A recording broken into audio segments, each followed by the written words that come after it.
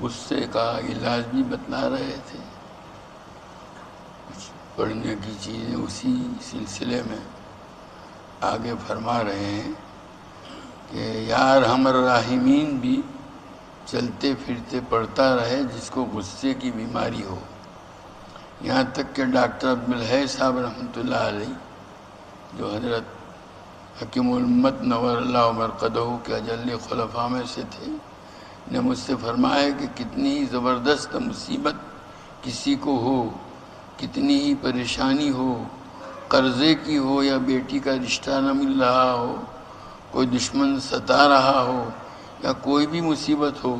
تو 500 مرتبہ یا ارحم الراحمین پڑھے، اول آخر درود شریف، انشاءاللہ 40 دن بھی نہیں گزریں گے کہ اس کی مصیبت دور ہو جائے گی۔ اور حدیث سے اس کی تائید بھی ہوتی ہے۔ حدیث شریف میں ہے کہ جب بندہ کہتا ہے یا ارحم الراحمین تو اللہ تعالیٰ ایک فرشتہ اس کے پاس بھیجتے ہیں جو کہتا ہے یہ آدمی، یہ شخص ارحم الراحمین اپنی شان رحمت سے تیری طرف متوجہ ہیں، بول کیا مانگتا ہے۔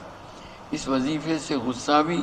ٹھنڈا ہوگا اور دنیاوی کام بھی بنیں گے، مشکلات دور ہوں گی۔ اچھا 500 بار نہ بن سکے تو 111 دفعہ پڑھ لیں، 111